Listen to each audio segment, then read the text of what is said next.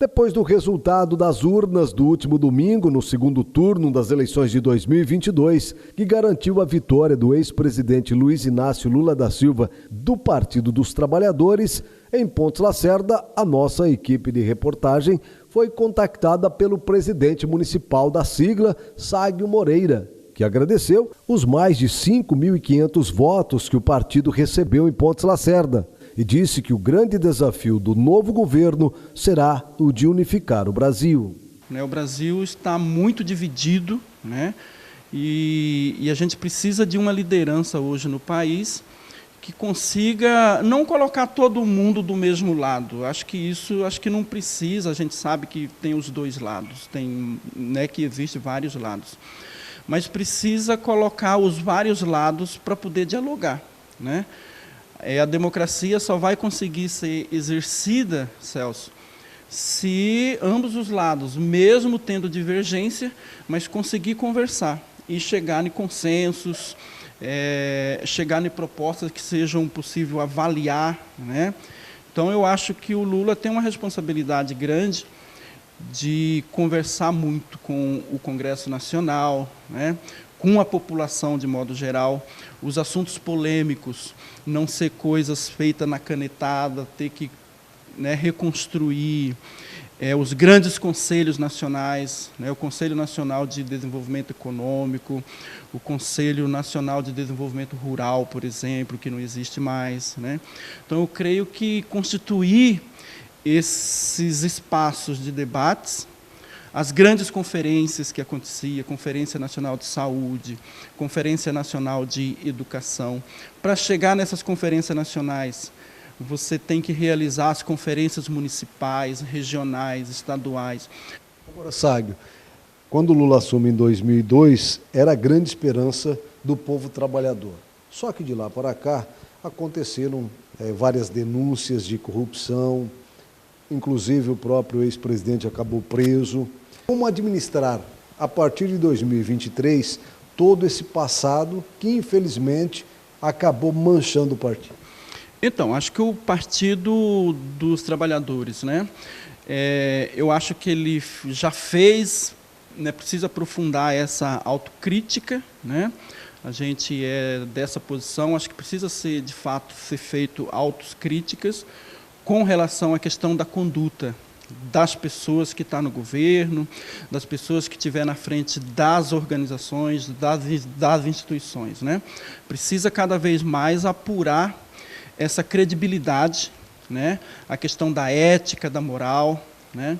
Eu creio que o partido vai aprofundar isso, o governo Lula vai aprofundar nisso, né?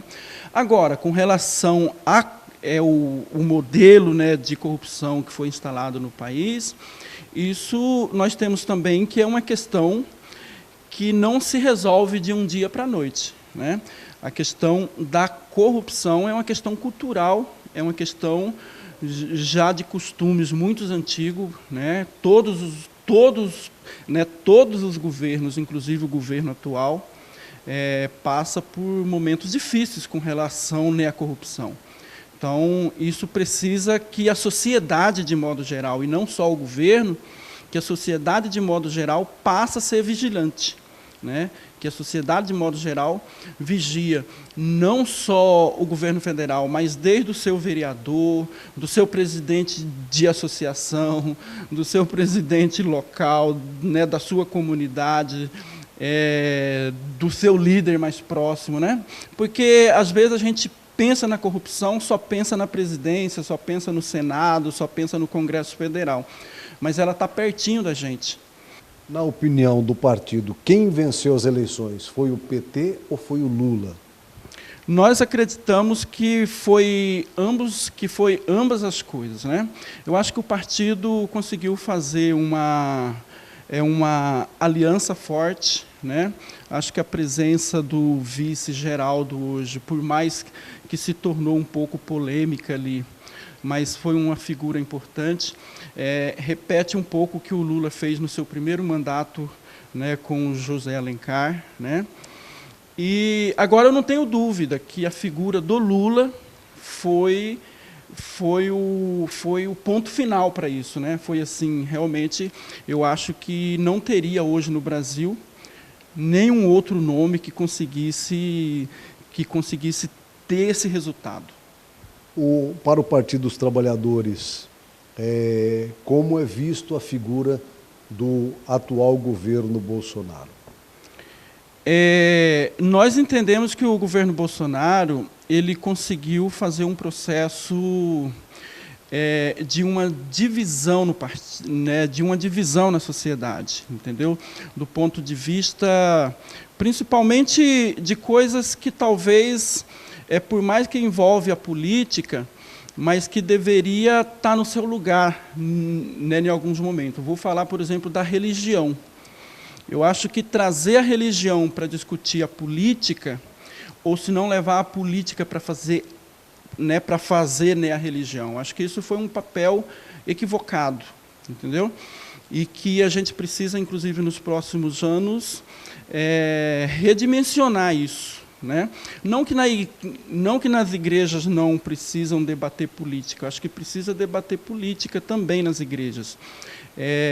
Mas não dá para você trocar, fazer religião com a Constituição e fazer política com a Bíblia, né? Eu acho que é isso um pouco que foi equivocado no governo Bolsonaro e que eu creio que o Lula vai fazer um pouco diferente, porque já provou que fez isso no passado, né?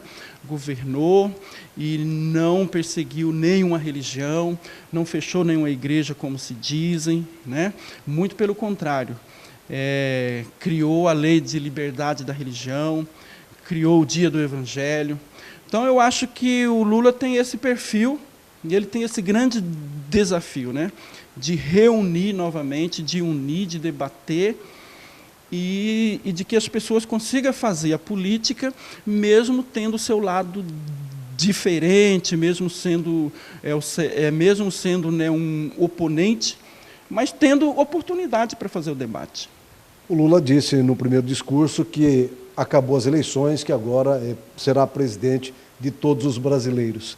Em Pontes Lacerda, ele teve quase 25% dos votos válidos, pouco mais de 5 mil votos. Isso pode ser um peso? O município pode ficar em esquecimento ou tu não acredita nisso? Não, eu não acredito nisso de jeito nenhum. Aliás, aproveitar para poder agradecer, né, os 5.698 votos, especialmente a esses votos, né, que colaboraram para a vitória aí do nosso presidente.